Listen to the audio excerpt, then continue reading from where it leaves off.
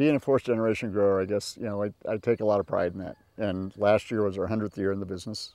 1907 was my great-granddad first planted peach trees in Mesa County. That's really nice to have that longevity, and I also think it keeps you honest, because you look at all the work that those people put into the farm, and even though we're not on exactly the same farm, but their hopes and their dreams are all encompassed in that. And I feel that. I was the third child.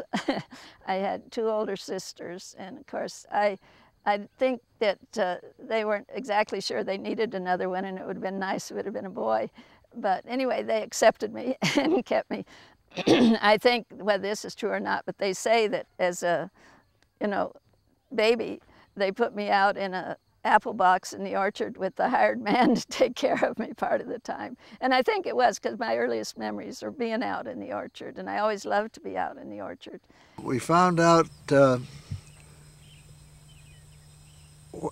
when I first got married that I was marrying an orchard as well as a wife, and that that orchard way of life was what we wanted for the kids instead of what I grew up with living in downtown Grand Junction.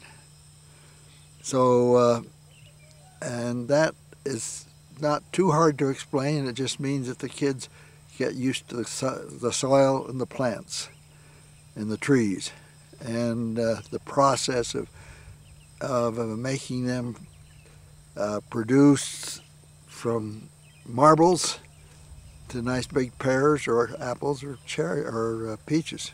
I think a lot of it is how you pick it. You know, if you wait and pick it when it's ripe, it tastes a lot better. And you know, even if the market is demanding that they want it now and the price is great, and you say, well, I can sell this for a lot of money and it may not be quite right, you know, that's fine on the commodity market. Nobody cares, because nobody is looking over your shoulder saying, well, that wasn't very good. You're really looking at how you can maximize prices. Whereas when you're doing direct to consumers, you know, and you're staring at somebody and they're taking a bite of your apple or your peach, you know, you got to be able to look them in the eye. And so we'll wait that extra few days. And I think that's the real key in getting great flavor. And really what we want to say is we're trying to grow fruit how it ought to taste, not just so it's adequate. We can pick it when it's at its peak of quality.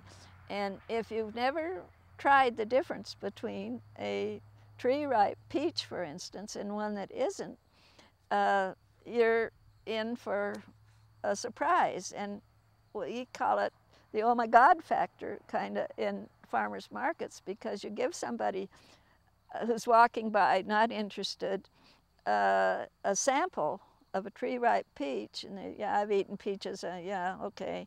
They walk on down about 10 feet, they say, oh my God, and they stop and they say, I've never tasted one like this. And it's different than what you can just pick up in the market, or it's different than somebody that doesn't care. And that's what, and Steve and Ela Family Farms has really tried to do, is focus on quality and getting it to you when it is at the best time and when you can really enjoy how fruit can really be.